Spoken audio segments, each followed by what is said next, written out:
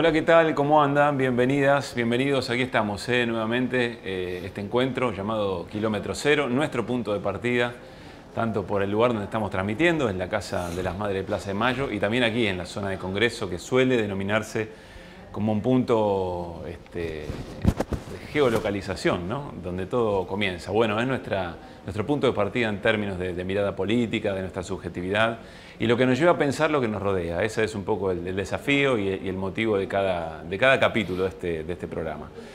Hoy vamos a tener una charla más que interesante para analizar todo lo que pasa. Está con nosotros Carlos Zanini, exsecretario legal y técnico de los gobiernos de Néstor Kirchner y Cristina Fernández de Kirchner, con toda su historia a cuestas, con todo lo que efectivamente ha sufrido en el último tiempo, una de las víctimas de este enquistamiento dentro del propio Poder Judicial, que ha detenido a mansalva a una enorme cantidad de dirigentes políticos y que todavía tiene presos políticos, por supuesto, en esa situación. Pero a ver, repasemos mínimamente qué es lo que tenemos alrededor para saber por dónde quizá pueda comenzar la charla.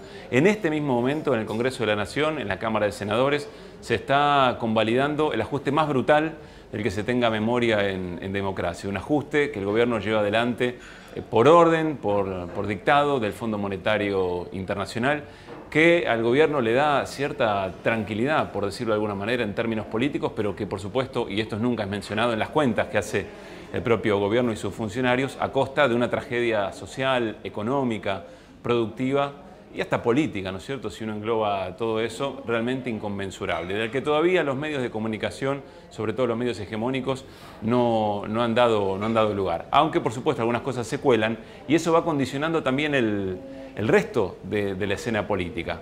Estamos en un momento muy importante de construcción de un frente opositor. También en términos gremiales hay un frente que, si bien todavía no es capaz de llevar adelante por sí solo una medida de fuerza contundente como un paro general nacional, sí condiciona, sí representa las bases y deja expuesta a una dirigencia del triunvirato de la CGT, cuyo menos o menor de los problemas es que son dos en un triunvirato, que aparentemente se da un tiro en los pies cuando decide negociar por un bono flexibilizado, por un bono que nadie respeta, y lo cambia efectivamente por un nuevo paro nacional. Esta es un poco la condición, esto es un poco la situación que nos trae hoy a esta charla con Carlos Zanini, a la que sin perder más tiempo ya las quiero invitar. ¿Nos acompañan? Dale. ¿Qué dice Carlos? ¿Cómo anda? Hola. ¿Bien? ¿Cómo estás? Muchas gracias por estar acá. No, gracias a ustedes. Por aceptar una charla con estas características, que no es la de un lugar donde suele decirse que las cosas son intratables y todo es muy chiquito, muy efímero, y tratamos de darle desarrollo a la política, entiendo, es una de las cosas que más te gustan de la vida, ¿no es cierto? Sí, la discusión política, el debate político. Es una vocación el debate político. Además, en estos tiempos hay un gran esfuerzo tendiente a lograr el desprestigio de la política. Así es. De la política como actividad, como campo para que trabajen las ideas, como un lugar de realización de los ideales. Otra vez, ¿no?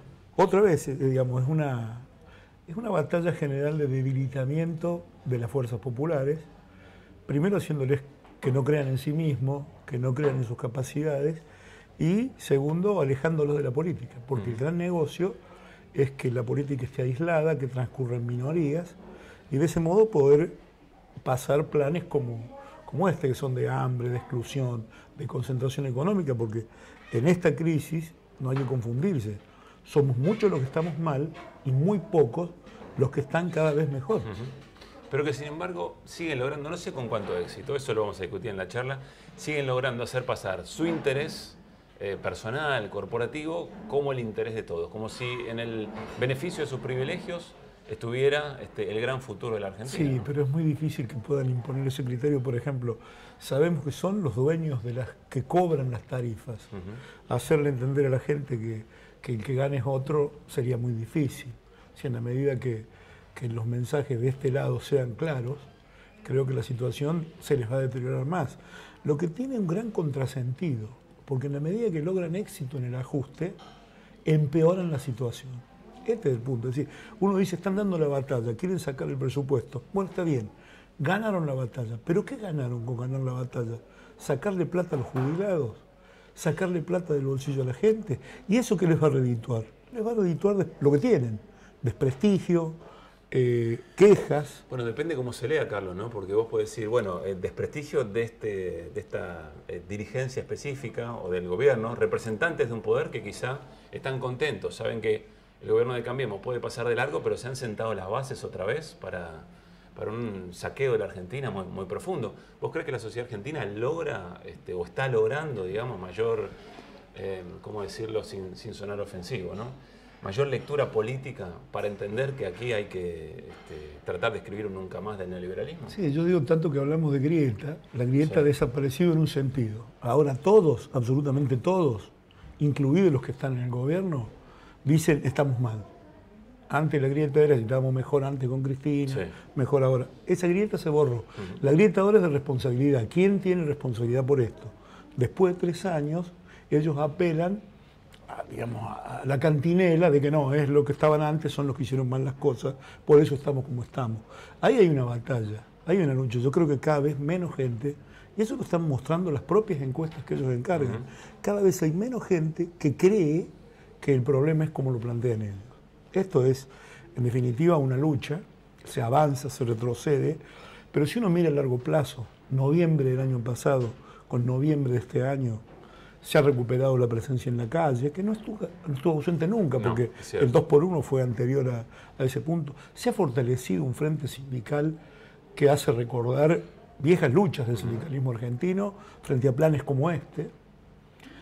Se ha recurrido, digamos, se va rearmando bloques políticos en el Congreso que van fortaleciendo, yo diría, se va debilitando los más cercanos al macrismo y se van fortaleciendo los opositores al macrismo. A ver, vamos un cachito al Congreso. ¿Cómo calificas lo que está pasando ahora, en este mismo momento, en la Cámara de Senadores? Bueno, van a convalidar lo que el gobierno quiere. Por eso digo, es una batalla, digamos, sería un triunfo a lo Pirro, como se decía antes. Con otra batalla como esta nos quedamos sin ejército. Bueno, con otra batalla como esta se van a quedar sin ejército, porque se le está achicando uno de los bloques, se está agrandando otro de los bloques, y esto termina en el balance político con una diferencia a favor en la sociedad para los que son derrotados. Los que ganan van a encontrar en la sociedad una resistencia, porque es muy simple, la torta está cerrada. O la pagan las provincias argentinas o las pagan los jubilados. Eso en los números del Fondo Monetario Internacional está claro, no de ahora. Desde el 56, cuando Argentina ingresó al Fondo Monetario Internacional, estuvo siempre claro. Siempre se tiraron contra la industria nacional, siempre se tiraron contra el sistema previsional argentino, contra los derechos de los trabajadores. Siempre fueron para ese lado. Contra la empresa pública, contra las posibilidades de desarrollo de la Argentina, para que sea nada más que un campo donde se siembre, se recoja y se venda. ¿Y por qué hay sectores de la oposición que han acompañado estas políticas, Carlos, a lo largo de todos estos años? Yo creo que ha habido distintos momentos, que hay gente que ha acompañado por exitismo, ganaron la elección, ahora la gente los va a acompañar sin hacer un balance desde la política, no sin mucha convicción, afuera, no quisieron quedar afuera, pensaron que el viento iba a ser eterno en favor de esas ideas. Yo siempre pensé, desde el sector, siempre pensamos, siempre hemos tenido en cuenta que este tipo de planes van a encontrar siempre una fuerte resistencia del pueblo argentino. El pueblo argentino siempre derrotó este tipo de planes, porque en definitiva la batalla, si vos la mirás, ellos están tratando de hacer una gran ingeniería social en la Argentina, tratando de crear pobreza resignada. Y esto es lo que el peronismo impide que se construya en Argentina. Pobreza resignada, no, ¿por qué? Porque hubo un peronismo del 45 al 55, pobreza resignada no, porque hubo un intento del 73 al 76, pobreza resignada no, porque hubo 12 años de captación de derechos por parte de la gente. Es decir, el gran crimen de Cristina y de Néstor, el gran crimen que hemos cometido ha sido demostrarle a los argentinos y al mundo que se puede vivir sin el fondo, que las recetas del fondo no son aplicables en Argentina. Tuvimos 12 años con una estabilidad que uno la mira ahora con nostalgia, de crecimiento sostenido a tasas chinas de la República Argentina. Van a decir que es por H, por B, por esto, lo van a tratar de desprestigiar de cualquier manera, pero la experiencia colectiva fue de construcción de derechos y avance de la igualdad. Esa es la experiencia en la que el pueblo argentino va a insistir, porque no hay argentino que se resigne a vivir en la desigualdad. A diferencia de otros lugares que tienen otras historias, en la Argentina el peronismo es como, digamos, un malcriado que, bueno, como dicen ellos mismos, reconocen, le han hecho creer a los pobres que pueden tener derechos. Y sí, no es hacerles creer, se ha concretado que puedan tener derechos. La dificultad a lo largo de la historia y de esas experiencias que vos mencionas, Carlos, que han tenido resistencias, que han tenido triunfos y que han tenido grandes derrotas también, y retrocesos.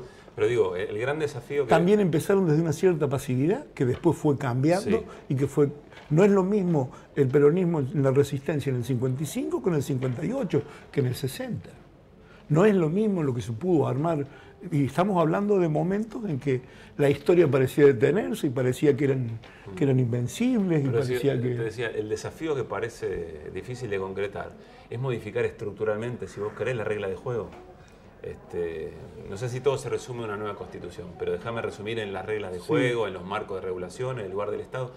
Todo eso parece siempre encontrarse con un factor de poder que logra, a través de la batalla cultural, convencer a la sociedad argentina, o buena parte de la sociedad argentina, no toda, de que hasta acá, ¿no? Yo no centraría el tema en un enfoque institucional. Diría, el problema en Argentina es, ¿va a tener industria nacional o no va a tener industria nacional? ¿Los ciudadanos de la Argentina van a tener derechos o tienen que resignarse a no tener derechos? Es decir, es más el problema de cómo redistribuimos el ingreso en la Argentina que cómo nos organizamos institucionalmente. Sí, bueno, pero para distribuirte tienen que... Porque no podemos decir... Nosotros, por ejemplo, en 12 años... Fuertes oposiciones, ¿no? En 12 años no violamos la Constitución cuando expropiamos YPF. No violamos la Constitución cuando recuperamos... Aerolíneas Argentinas. No violamos la Constitución cuando recuperamos AISA. Fuimos, digamos, sí, en el marco de la Constitución del 53 sí, se hizo un gran cambio posible con esas reglas de juego. Ley de Medios de Comunicación Audiovisual se dictó en un proceso único de desarrollo sí, del pensamiento nacional puesto en una ley que apeló a 28 foros que fueron por todo el país. Sí, pero todo la bandera del institucionalismo, sin embargo, después... Bueno, es que era una bandera impostada, era una bandera impostada. La gran desilusión que tienen muchos es que pensaron, que realmente creyeron ese discurso de la institucionalidad. Siempre, para debilitar a los gobiernos nacionales y populares en la Argentina, se ha hablado de corrupción y de institucionalidad. A Irigoyen le hicieron exactamente lo mismo. Lo primero es como, ahora parece que se descubren las fake news sí, y las operaciones falsas en la prensa, y eso le sacaron, digamos, cuando el virrey se va a Córdoba, acusa de corruptos a los que quedaban en la primera junta. Cuando, qué sé yo, a Rosas le ensuciaron toda la historia por sus realizaciones de defensa de lo nacional. A Irigoyen le fueron a romper el colchón para ver dónde tenía guardada la plata, ¿no? A Perón le hicieron arrepentir a su vicepresidente para que hablara en contra de él. Es dijo, hablábamos de la fake news, recién estoy un poco con Eve, y yo le vengo a contar como novedad, le digo, las fake news existían. Había una compañera ayer, en una charla que se dio en la presentación de un libro de pensamiento crítico, una compañera dice, a mí no me pasaba porque mis padres eran peronistas, pero en el barrio se decía que los chicos no tenían que salir a la tardecita a la calle, porque como Vita estaba enferma, los iban a secuestrar para sacarle sangre. Eso se decía en la Argentina en 1951. Y Eve me dice, eso pasaba en mi barrio, en La Plata. Es decir, el mentir para desprestigiar al otro siempre estuvo en el bagaje, sobre todo en el bagaje de recursos de gente como esta, de gente como Macri, que apelan a cualquier cosa, al engaño, a la falsedad, para ganar una elección y poder aplicar sus planes, que siempre son de enriquecimiento de ellos y empobrecimiento de los otros. Con más razón te digo, Carlos, entonces, si esto pasa desde que efectivamente la política nació en la República Argentina, evidentemente hay que tomar decisiones, porque del otro lado, cada vez que quieras avanzar, más allá de lo que considera posible el poder de turno, siempre te van a van a utilizar todo lo que tengan a mano, aún rompiendo las propias reglas de juego para frenarte, con lo cual, bueno, uno piensa en experiencias como la de Bolivia, como la de Venezuela, con una enorme cantidad de cosas que no son comparables, pero las modificaciones de la regla de juego, es decir, las nuevas constituciones le dieron herramientas para controlar por lo menos un poco algunas cuestiones que tienen que ver con los medios, otras cosas que tienen que ver con el Poder Judicial. No me parece un debate importante en este momento en Argentina. Sí. Creo que el debate en la Argentina es cómo juntamos la mayor cantidad de fuerza posible para que un frente nacional, popular, democrático, feminista, pueda dar la batalla electoral y torcer el rumbo de los acontecimientos en el orden nacional. ¿Cómo va esa construcción? Torcer el rumbo de los acontecimientos es pasar a defender la industria nacional, defender el trabajo argentino, defender la educación pública y gratuita, defender la salud pública y gratuita, que es lo que está en riesgo hoy. Entonces, las cabecitas yo las pondría puestas a ver cuáles son las medidas urgentes que hay que tomar para reconstruir la Argentina el primer día en que asuma otro gobierno. Vamos a eso. ¿Cómo va esto? En avance. Hoy veo que hay senadores que se están alejando de un lugar para acercarse a otro. Hay candidatos. Yo creo que, Mirken, ¿no? la mejor señal, la señal más fuerte, fue de la propia Cristina. A los que muchos la critican por estar callada, por hablar poco. Hace 3 años, 4 años, la criticaban por hablar mucho. Es decir, no hay que creer mucho a las críticas que recibe Cristina, pero Cristina fue muy clara. Le dijo, yo voy a estar en el lugar donde quiera que estén, y en todo caso, con generosidad está dispuesta a apoyar a cualquier compañero o compañera que pueda protagonizar un éxito, un triunfo en las elecciones. Digo, éxito, triunfo, pues el comienzo de un camino, ganar las elecciones, porque después va a ser duro para cualquier gobierno. Lo que sí está claro, los resultados se van a ver mucho más rápido que el futuro que promete esta gente que viene 3 años prometiendo futuro, y ahora que están llegando a la conclusión de su gobierno, cuando los putean en todas las canchas del país, en todos los teatros del país, en todos los cines del país, ya se ha quedado sin futuro y están chocando contra una pared. Eso lo ve desorientado. Desmenucemos un poquito esto, porque vos sabés que esto se discute mucho, se discute públicamente, quizás no tanto como a uno le gustara, pero se discute mucho en cada encuentro político que hay en toda la República Argentina, ¿no? Es muy bueno, eso es muy rica que haya tantos espacios el debate político que se ha generado. Vamos a tratar de llevar a una cosa inédita, ¿no? Que en los medios esto se discuta. A ver, vos acabas de decir, cuando gane ese gobierno, cuando se gane el gobierno, ahora vamos a la construcción del frente. Sí. Hay que tomar decisiones que son muy importantes para poder privilegiar la industria nacional, para recuperar salarios, para recuperar jubilaciones. Vos sabés que esas decisiones tienen que afectar intereses. Sí. Para poder construir esos consensos, o mejor dicho, se necesitan construir esos consensos para que un gobierno nacido de ese frente pueda llevar adelante esa decisión. Pues se le van a venir encima. Sí. Ahora, la heterogeneidad de ese frente ¿permite pensar en un programa así de profundo? ¿O la heterogeneidad del frente con sectores que efectivamente le dieron leyes que han sido muy importantes para que el gobierno logre hacer el ajuste que ahora no es muy distinto a lo que a lo que ya pasó en la Argentina.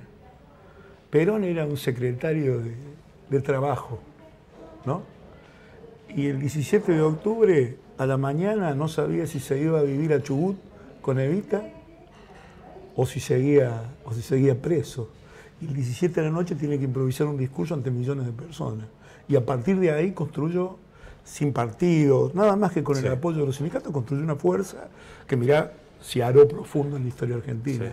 Cuando nosotros llegamos en el 2003, llegamos con el 22,7% de los votos. Ahí había que formar un frente, y Néstor dio una clase práctica en la política argentina de ordenamiento. Llamó a los que estaban protestando en la plaza, que participaban en la política, fortalecieron con sus sueños los proyectos que nosotros traíamos. Con una diferencia, Carlos, que no había kirchnerismo por detrás de Kirchner.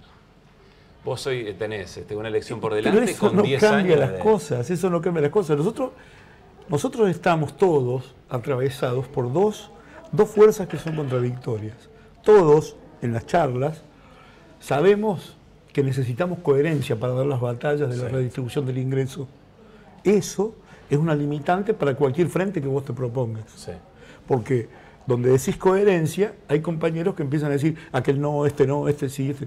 Cada uno se cree con derecho a calificar a los demás, cosa que está mal, digamos, porque habría que buscar un lugar de encuentro en donde podamos tirar todos para el mismo lado. Pero bueno, esa señal de coherencia va a estar. Pero también los compañeros entienden que hay una necesidad de amplitud.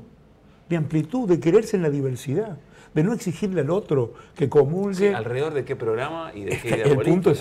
punto es este. Si vos querés recuperar las medidas, querés recuperar la Argentina, las medidas no son tantas.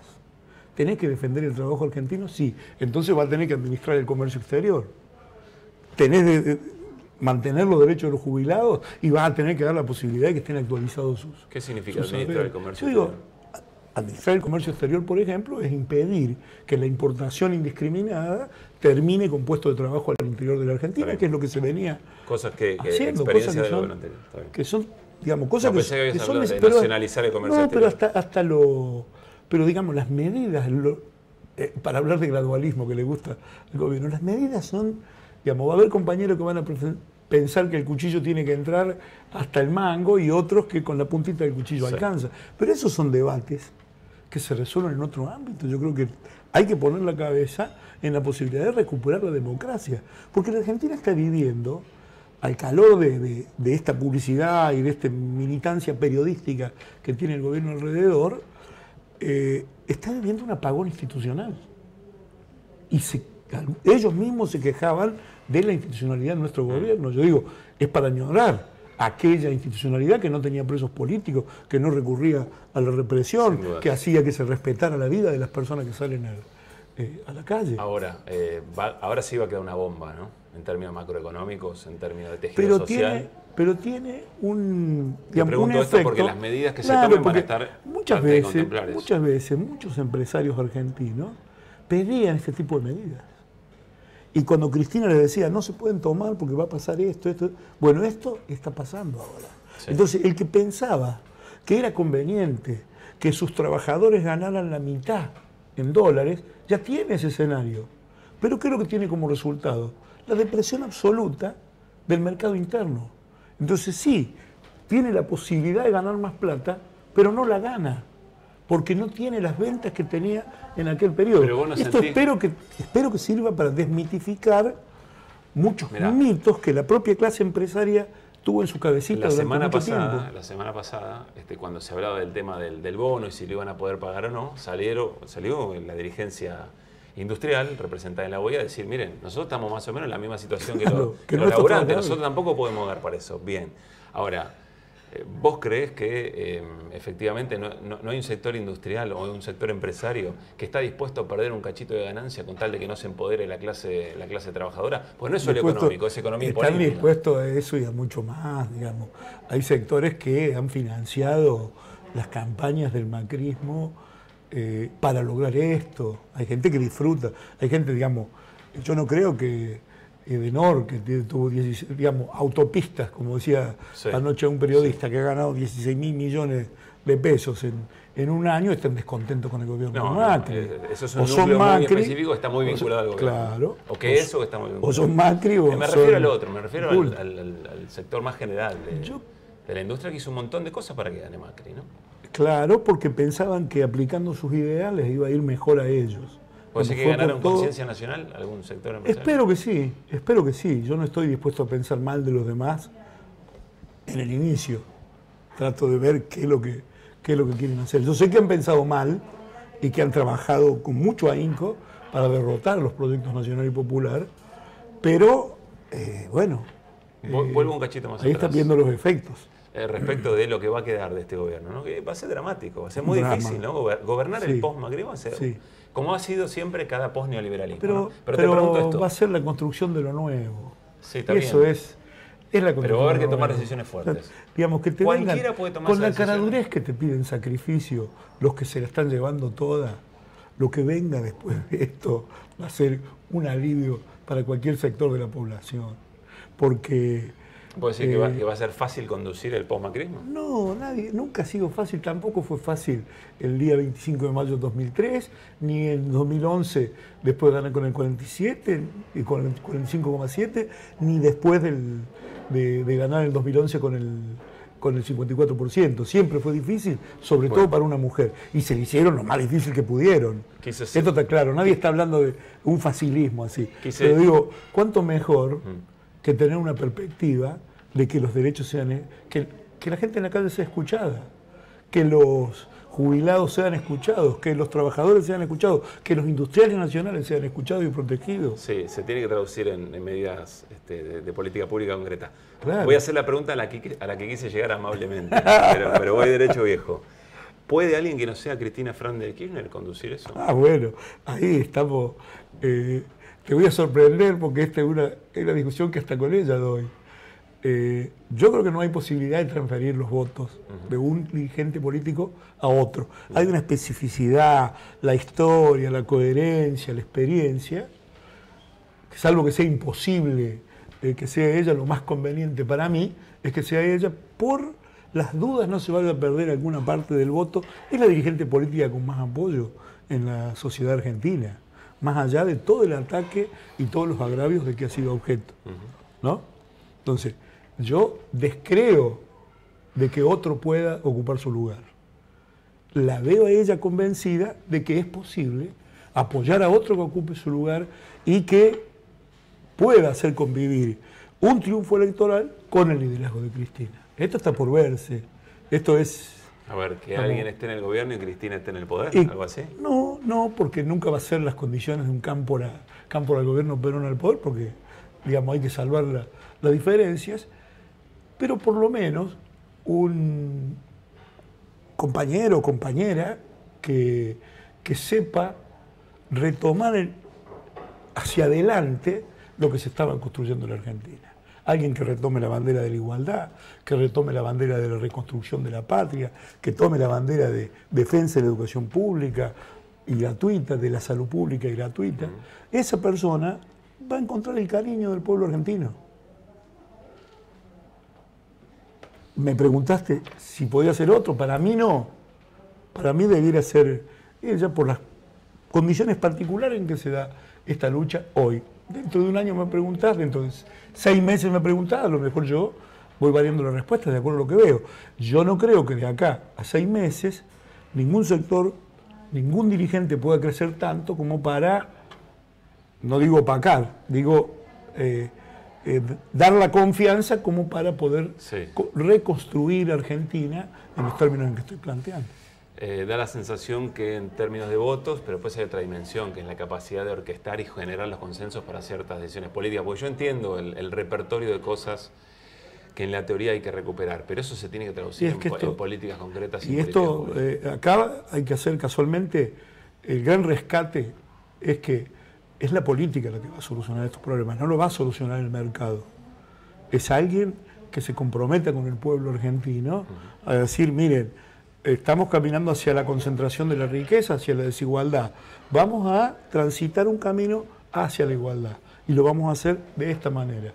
El arte de la política estará en convencer a los más impacientes y en convencer a los más remolones, como para que haya un núcleo fuerte de apoyo a un gobierno que va a necesitar mucho consenso. Por eso es un frente amplísimo, la posibilidad de acordar con otros sectores, excluir solo a los que quieren la destrucción de la Argentina, si los que quieren que, digamos, los que piensan todavía en que la Argentina puede tener su lugar en el mundo de la tecnología, de la producción de ciencia, de todos los ámbitos político construido de todos los ámbitos que componen un capital que los argentinos tenemos y que quieren que ignoremos. Esto me hace acordar mucho, muchas publicidades, muchas cosas que dicen los políticos, me hace acordar mucho aquella silla que se destruía durante el proceso para desprestigiar lo nacional.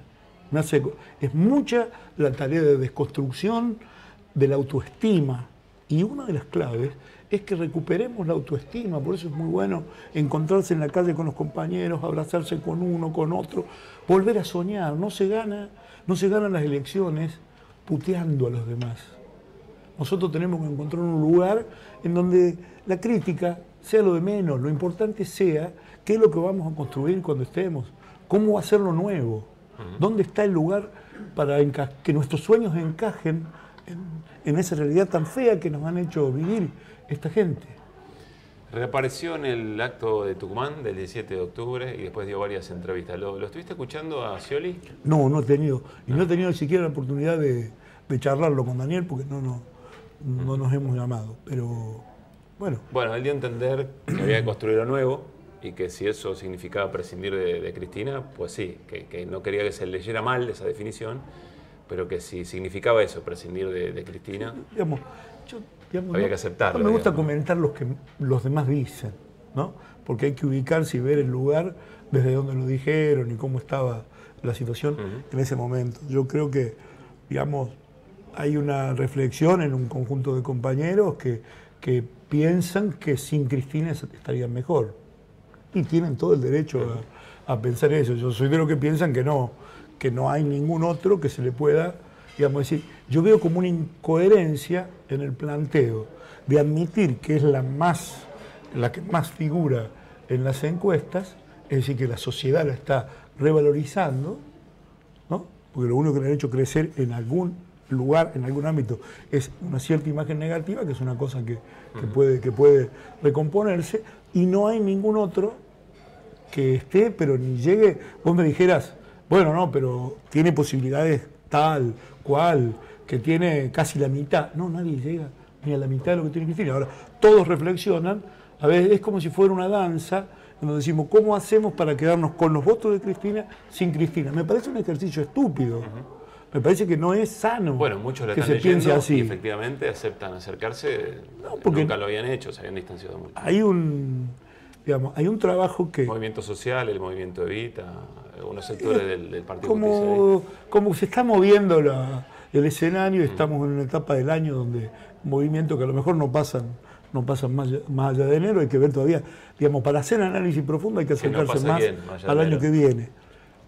¿Acercamientos o alejamientos? ¿Qué no pasa quién más allá de enero, decir? No, que el acercamiento o el alejamiento. Ah. Epa, ¿a dónde te querías ir? Entendí. No, digo, es decir, sacar las cuentas, como si la realidad ya estuviera consolidada hoy, para el año que viene, es muy apresurado a mi entender, porque yo tengo experiencia de haber visto asados en Pinamar, donde ya se armaban... Estaba todo cocinado. Estaba todo cocinado, se pasó y resulta asado, que lo único que estaba cocinado era el asado, porque después... lo que nace en enero no tiene... Está bien. No tiene... Última de Scioli, Carlos, y ya sabiendo los tiempos, vamos cerrando. ¿No te parece, sin embargo, que quien recibió 12 millones de votos en la última elección mantuvo demasiado silencio en las discusiones más flagrantes de la política de estos años? Sí, bueno, pero ha habido todo un esfuerzo por hacer creer que sufrimos una derrota enorme cuando se perdió por un punto y medio. Sí. Es decir, se ha tratado, hay un gran esfuerzo intelectual de muchos periodistas. De quien recibió esos votos. Pero es que creo que ha habido una tarea de convencimiento primero sobre todo los argentinos y después sobre los políticos, de que el triunfo fue que legitimaba cualquier cosa. Esto estaba en el interés del gobierno.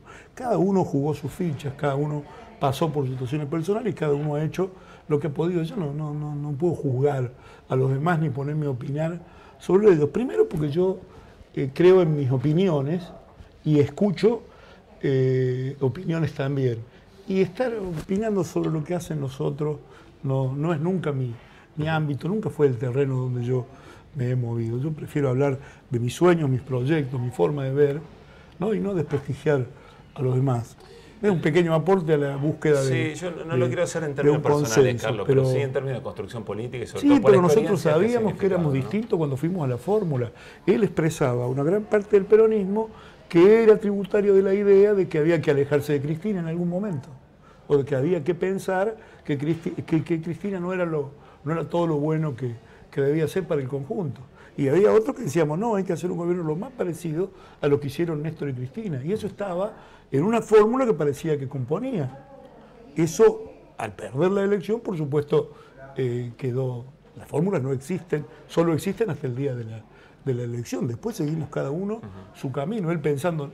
Nadie pensó que Scioli se había convertido a kirchnerista, solo Macri se lo dijo en el debate, y todos sabían que la expresión kirchnerista en esa fórmula era quien te habla, ¿no? Con todas las limitaciones que mi figura, que mis trayectorias pudieran tener, pero sí, las en cosas, algún punto hay un intento, las cosas eran, un intento de construcción así. parecido al que fue un intento de construcción amplia, que no tuvo el éxito que esperábamos. Por ahí tuvo más éxito del que nos daban en un comienzo, porque parecía hasta el día de la elección que perdíamos por 10 puntos. Eso formó parte también de la tarea de destrucción del movimiento nacional y popular para lograr el triunfo. Ahí ves aparecer a Cambridge Analytica, ves aparecer todas las maniobras que sirvieron para construir este desafortunado triunfo que engañó, digamos, que trató de engañar al pueblo argentino diciendo que iba a ir para un lado y fue para el otro. No te tengo que recordar, la inflación es lo más fácil, devaluación no hagan campaña con el miedo, todas esas cosas las dijeron ellos en campaña. Nosotros teníamos otro programa. Por 1% la gente elige otra cosa, bueno, ellos creyeron que eso convalidaba cualquier ajuste y así les va. Nosotros pensamos que... Bueno, era su objetivo llegar a como de lugar y después desplegar fuerzas. Así, digamos, pudieron disfrutar, llegar sin golpe de Estado a un lugar del que nunca se quieren ir. Digamos. Última del frente, Carlos, te prometo. A ver, te escucho y entonces interpreto que vos crees que los sectores que convalidaron, por ejemplo, el acuerdo con los fondos buitres, fundamental para el modelo de especulación financiera, se equivocaron y hoy reconocen que se equivocaron. No sé, ese es un análisis que tienen que hacer ellos. Yo no estoy diciendo que... Yo creo que al ver los resultados... Como para que sean parte de ese frente. Se pueden arrepentir, digamos. Al ver los resultados se pueden arrepentir. Lo que pasa es que hay toda una tarea introspectiva de cada político en particular a ver qué papel quiere jugar en la política argentina. En lo que viene. ¿No? Y bueno, eso es lo individual. Lo colectivo creo que va bien. Yo creo que hay una evolución favorable para los intereses populares en la construcción de algo que todavía no está construido. No es algo que esté dado, que puede tener características de muy distinto tipo. Creo que hoy Pino Solana se sumaba digamos, a una coordinación con un bloque en el Senado de Unidad Ciudadana. Es decir, están pasando cosas en la Argentina, desde mi punto de vista, yo las interpreto como cosas que son buenas noticias para el campo nacional y popular, que estuvo tan alicaído, tan desprestigiado por el accionar y tan perseguido. Porque en este punto es forzoso recordar que hay presos políticos en la Argentina, que son presos políticos, ¿por qué? Porque se les aplica mal la ley, a propósito. Se viola la ley para poder tenerlos presos. Eso no solo los transforma en presos políticos, sino que además le da la legitimidad para defender su inocencia en todos los terrenos en que sea necesario. Cuando pensás en tu encarcelamiento hoy, ¿qué cosas te vienen más rápido? ¿Qué definiciones te vienen más rápido a la mente? ¡Qué hijos de puta! Eso es lo primero que me nace. Porque yo no soy una persona que conozca el odio hacia los demás. Soy una persona de amor, de afecto, de solidaridad. Pero era tan grande la injusticia, tan flagrante, tan claro que no era necesario que yo estuviera preso para investigar. Porque esta es la gran mentira sobre la que trabajan. Que la gente tiene que estar presa para que se haga una mejor investigación. De 11.000 presos que hay en el sistema federal argentino, en el Servicio Penitenciario Federal, 7.000 no tienen condena firme. Y la Constitución dice que hay que respetar el principio de inocencia. En 7.000 casos, el principio de inocencia está trastocado. Ahí no hay condena y hay cárcel. Es decir, hay un castigo anticipado a cuenta de una inocencia que está contradicha. Yo digo, está bien lo que vos planteas, ¿no? Y no tienen por ahí la tribuna, la posibilidad de que alguien se acuerde de ellos, y alrededor se destruye familias, se destruyen vidas, se destruye gente. Con el mismo concepto, porque yo he visto causas de presos comunes, con el mismo concepto como se arman las causas políticas. Es decir, una operación mediática, se juntan todas las causas que andan dando vuelta, se le aplican a un individuo en concreto y después, si te he visto, no me acuerdo, estás preso y ya le hice creer a la sociedad que con eso estaba solucionado el problema. Lo cierto es que la justicia argentina no está dando respuesta al problema de la seguridad en la Argentina. Y no le está dando y está violando derechos humanos, digamos, flagrantemente, está violando la ley para mantener detenidas personas que no tienen que estar detenidas. Y esto es muy claro lo que digo, no es que no se investigue, que se investigue todo, que se investigue absolutamente todo. Cristina fue lo que dijo, investiguen toda la obra pública, no un pedacito, absolutamente toda. Esta es la postura que nosotros tenemos. Ahora, dejen en libertad a Milagro Salas, dejen en libertad a Julio De Vido, dejen en libertad a los empresarios que por no arrepentirse mantienen presos. Digamos, respeten los derechos, porque no es un reclamo de otra cosa, es que respeten los derechos consagrados en la Constitución y en la ley. Este es un punto que los argentinos no debiéramos discutir. Yo cuando veo, por ejemplo, que hay manifestaciones xenofóbicas en contra de inmigrantes, digo, ¿y no se acuerdan del preámbulo de la Constitución argentina? Que lo promete para los argentinos y todos los que quieran habitar en este bendito suelo. ¿Y cómo encuentran un motivo para excluir a los que vengan a la Argentina, inmigrantes, por cualquier motivo? Pero además son actores que, si vos te fijás, el padre, el abuelo, la abuela, vinieron e inmigraron en el momento. Es decir, es como que hay una tensión, es tan fuerte el apagón institucional, que en este momento es como si no tuviéramos Constitución, donde nadie se acuerda que las cárceles deben ser sanas y limpias, para custodia, no para castigo. Nadie se acuerda que hay un principio de inocencia, nadie se acuerda que hay un debido proceso. Todos han descubierto ahora la asociación ilícita como una medida para violar las condiciones del otorgamiento de cualquier, digamos, no otorgamiento de la libertad. Es como si estuviera apagada la Constitución y por debajo nos hacen creer que están combatiendo la corrupción. ¿Cómo Macri va a combatir la corrupción si es el gran corruptor en la Argentina? Su padre, él, sus empresas. O no tiene el primo. O el hermano no está blanqueando plata que no sabe explicar de dónde la tiene. ¿De qué estamos hablando? Sí, puede ser Macri el adalid de la lucha en contra de la corrupción. Laura Alonso puede ser quien trabaje contra la Carrió corrupción. Operó fuerte, ¿no? Entonces, la imagen construida de Carrió operó fuerte sobre un sector de la sociedad. Sí, pero son engaños que pueden durar ¿cuánto? Un suspiro. En algún momento se va a volver a prender la luz y alguien va a tener que decir, mirá, acá se violaba este artículo de la Constitución, acá se violaba este otro artículo de la Constitución. Entonces esta norma, este procesamiento que dictó este juez es ilegal. Es ilegal pues se opone a lo que la ley dice. Eso es una barbaridad. En la cabeza de cualquier jurista, eso debería prender no luces amarillas, luces del color. Ganás la elección y ¿cómo resolves eso? Porque esos sectores enquistados en el Poder Judicial van a seguir estando. Ahí está la tarea de la política para hacer los cambios. Yo creo que lo que más nos conviene es tener democracia. Yo creo en que los mecanismos de democracia van a purgar todos estos errores, incluso errores que se pueden haber dado durante nuestro gobierno. Yo creo en eso porque digo, es la única posibilidad de tener esperanza en un mundo como el actual. Porque tiene que llegar un grupo de políticos que estén comprometidos con la idea de que la política es un servicio a los demás, que tienen que estar comprometidos con la idea de construir un mundo mejor y tienen que ser fieles al electorado que los vote. Ese va a ser el comienzo de todo lo bueno que pueda pasar en la Argentina. Última sobre este tema, y anteúltima o casi última de la charla. Sobre esos 7.000 nadies que viste de frente, digamos, en el momento de tu encarcelamiento, yo no digo que los desconocían ni nada por el estilo, que están con preventiva y mal encarcelados en medio de una tragedia social y familiar tremenda. ¿Crees que no hubo que no se atendió bien el tema durante el kirchnerismo? No se visibilizó. Es la manifestación de un abarrotamiento de causas en la justicia y una incapacidad para resolver. Pero vos viste algo como dirigente que quizá no habías visto. Por supuesto que fue para mí abrir los ojos a una realidad que era mucho más dura de lo que yo pensaba en esa gente.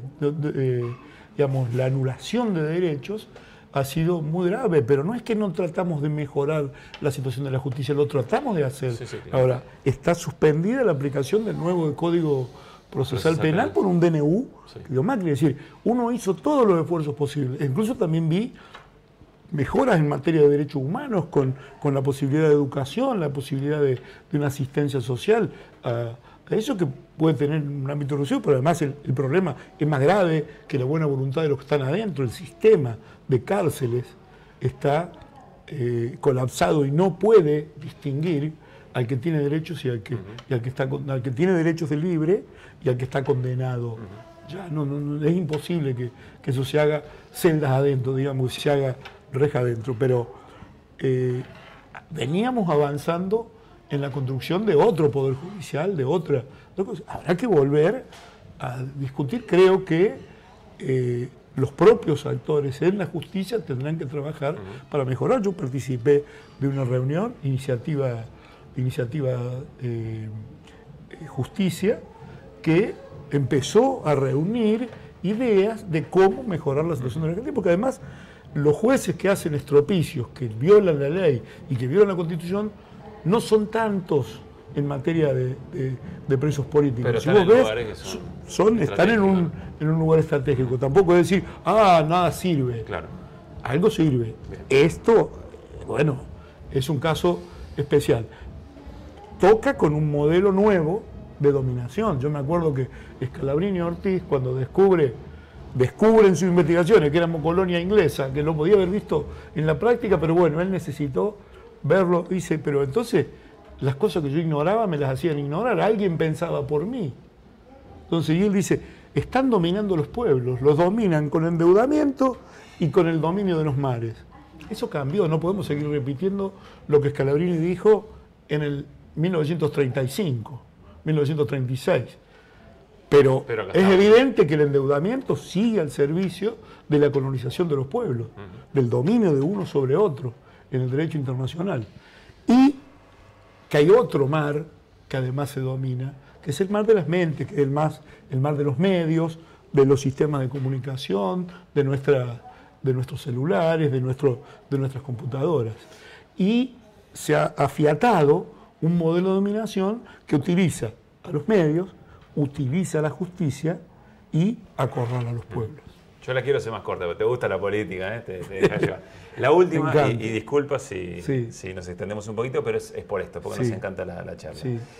A ver, está claro que una cosa es estar acá sentado, conduciendo un programa de radio, de televisión, uno hace una mirada muy general de la política, y otra cosa es estar ahí, ¿no? Donde vos estuviste participando de un gobierno con las tareas o con los desafíos que se propuso. Pero consulta, en una nueva experiencia, o si vos querés una mirada crítica, que sé que la tenés y que nunca la guardás, digamos, ¿no? ¿Se debería planificar mejor las políticas públicas? ¿Por qué te pregunto esto? ¿Cuál es la sensación del que miró de afuera? Que se tomaron una enorme cantidad de decisiones, muy bien en el sentido de la definición política que iba dando el gobierno, el kirchnerismo en el gobierno, pero algunas cuando la situación era ya de mucho acorralamiento, por ejemplo, el caso de YPF, ¿no? Se dice mucho que eso se debería haber planificado de antemano y no llegar tan con la soga al cuello con el tema de la restricción externa y demás. Entonces, pregunta, en una nueva experiencia de gobierno, ¿se debería planificar mejor o la coyuntura manda y bueno, y hay que llegar ahí y después ver y no prometer cosas que por ahí no se puedan? Yo creo ¿Se entiende el sentido de la pregunta? Sí, yo creo que hay alguien que recordaba que dice que cuando el hombre hace planes, Dios se sonríe, ¿no? Creo que esto también vale para la política. Hay países que han hecho una experiencia de la planificación en todos los puntos. Ahora, el gobernar también tiene una cuota grande de improvisación. Es más parecido a una partida de ajedrez o a un partido de tenis o a una guerra, que, digamos, para poner 3 ejemplos bien drásticos, donde vos haces tu jugada y el oponente hace la suya. Dicen que en el tenis el único momento donde vos decidís es cuando tenés la pelota en la mano. Una vez que salió, no sabés para dónde va a ir el juego. En el ajedrez, tu oponente mueve también, ¿no? Y en la guerra, uno planifica y ataca a determinado punto, y el otro también planificó a ver cómo lo defendía. Entonces, pensar que podés llegar a algún gobierno, ojo que yo he formado parte de un gobierno en el municipio de la ciudad de Río Gallegos, el de Néstor Kirchner, donde hicimos una cartilla en donde se especificaba lo que se iba a hacer en el gobierno municipal y se hizo el 98% de lo que planteábamos en esa cartilla.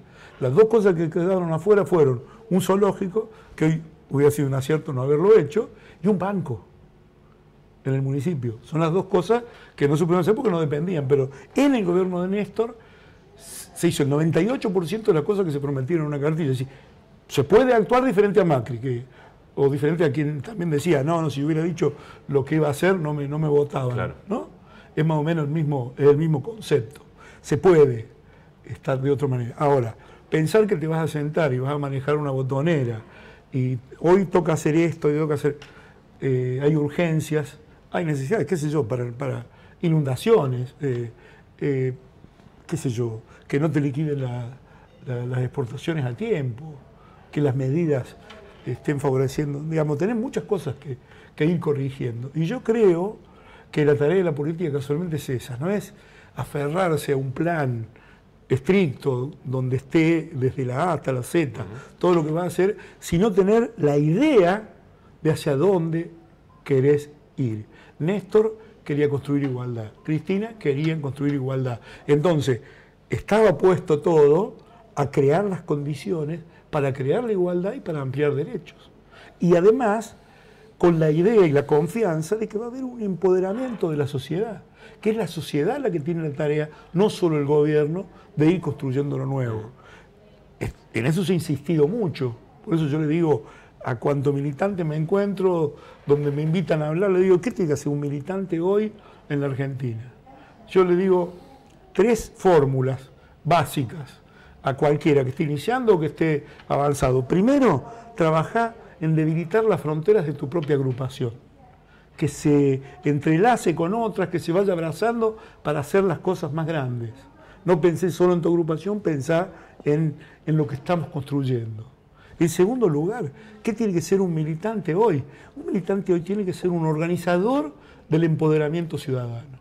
El que sepa encontrar la manera en que ese que está perdiendo el trabajo, aquel que tiene las tarifas que no puede pagar, aquel otro que tiene miedo por su trabajo, se entrelacen, se organicen y puedan defender mejor sus derechos. Yo creo que esa es la tarea militante que tenemos todos por delante. Y después, esto llama la atención cuando estamos reunidos, le digo, usemos las armas que tenemos. Ustedes tienen un arma en el bolsillo que no están usando seguramente bien. ¿Cuál es? Cada celular tiene que ser una unidad básica, tiene que ser una unidad ciudadana. Vos tenés que buscarte 50 en tu cuenta, entre tus contactos, para activar desde ahí una actividad política, que sea esta, de unidad, de organización, de búsqueda de lo nuevo. Y muchos se sorprenden porque todos ven el celular nada más que la herramienta, qué sé yo, para utilizarla así. Bueno, ellos la están usando en contra nuestro, con las bases de datos que roban, con el análisis de metadatos, que les dan noticias sobre nosotros que ni nosotros mismos conocemos, los están usando en contra nuestro. Pero los tenemos nosotros en la mano. Entonces tenemos que buscar herramientas lo suficientemente inteligentes. Bueno, yo me reúno habitualmente con ingenieros en sistema, programadores, semiólogos, lingüistas, y la charla un poco pasa por eso. Los muchachos creen en la capacidad argentina de producir software, de producir conocimiento, y dicen, los vamos a vencer, Carlos, vos tenés que tener digamos, el optimismo de saber que si bien es enorme la cantidad de recursos que tienen ellos, nosotros tenemos inteligencia, militancia, posibilidades de usar las mismas herramientas que ellos están usando en contra de nosotros, por lo menos contrarrestarlas, porque yo no digo, no los vamos a poner a fabricar fake news, que la sigan fabricando ellos, pero por lo menos tener una respuesta rápida a eso. Digo, las condiciones están dadas. ¿Por qué? Porque ellos aplicaron este plan pensando que les iba a traer prestigio, y el plan que están aplicando les trae soledad, desprestigio, puteadas.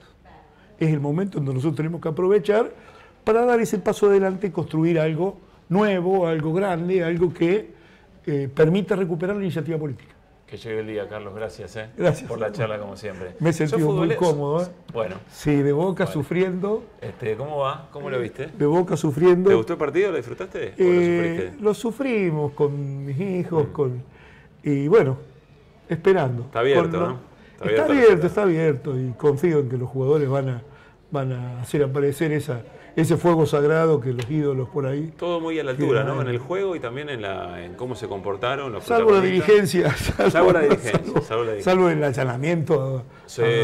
Digamos, esto es ya la cultura de la persecución, no podés jugar, pero no pueden con el genio. No pueden con el genio. Son así y bueno, es la de ellos. Que pase bien, Carlos. Que gracias. Sepan los gallinas que hay primos que no somos como esos que están manejando el... Bueno, para mí hay una foto siempre, la de Aymar con Riquelme, lo que se querían esos chicos, ¿no? De haber compartido tanto, que es un símbolo lindo para estos tiempos. Sí. Bueno, gracias por la charla. Lo vamos a cargar igual después que ganemos. Estás muy convencido. Bueno, esta ha sido la charla de Kilómetro Cero con Carlos Zanini.